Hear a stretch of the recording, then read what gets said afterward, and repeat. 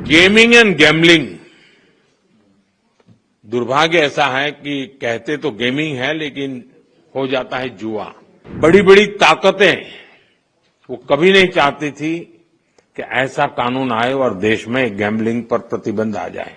इसलिए हमने ऐसे किसी भी दबाव की परवाह किए बिना, किसको क्या लगेगा किसको क्या नहीं लगेगा इसकी परवाह किए बिना गेमिंग के संबंध में, ऑनलाइन गेम्स के संबंध में कानून लाए हैं। साथियों, एक तरफ हमारी सरकार इनोवेशन पर युवाओं को डिजिटल एम्पावर करने पर बल दे रही है, दूसरी तरफ डिजिटल दुनिया के जो दुष्प्रभाव है उनसे भी हमारी नई पीढ़ी को, हमारे स्कूल के बच्चों को, हमारे स्टूडेंट्स को, हमारे परिवार के बच्चों को हमें उनको बचाना होगा।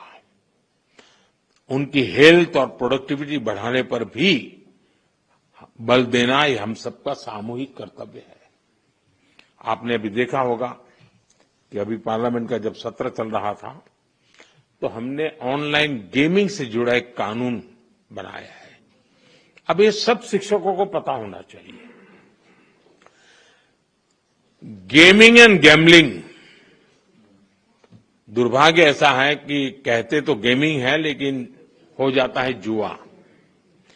और इसलिए सरकार ने, और बहुत बड़ा निर्णय है ये, बड़ी बड़ी ताकतें वो कभी नहीं चाहती थी कि ऐसा कानून आए और देश में गैम्बलिंग पर प्रतिबंध आ जाए।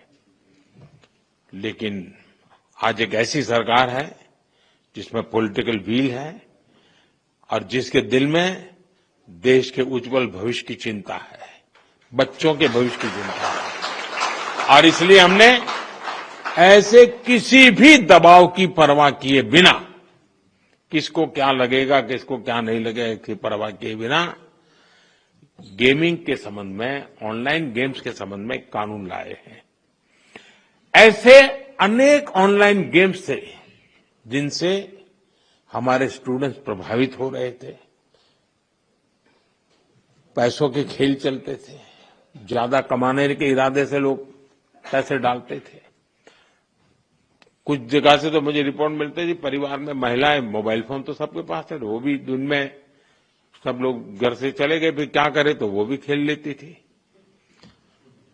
आत्महत्या की घटनाएं मिलती थी, कर्जदार बन जाते थे। यानी बहुत बड़ा, यानी परिवारों के परिवार तबाह हो गए, आर्थिक नुकसान हो रहा था। और ये बीमारी ऐसी है कि नशे की तरह लत लग जाती है। ये गेम्स ऐसी चीजें होती है और पैसे लूटने वाले तो आपको टैप कर ही लेते, फंसा देते हैं। और ऐसा कंटेंट भी बढ़िया बढ़िया लाते हैं कि कोई भी फंस जाता है उसमें। और सब परिवारों के लिए चिंता का विषय बन गया था। और इसलिए मैं कहता हूं कि ये जो कानून बना है वो कानून अपनी जगह पे है, लेकिन बच्चों को जागरूक करना ये बहुत आवश्यक है। लेकिन माता पिता शिकायत कर सकते हैं, परिस्थिति सुधार नहीं सकते क्योंकि तनाव का वातावरण बन जाता है, लेकिन टीचर उसमें बहुत बड़ा रोल कर सकता है।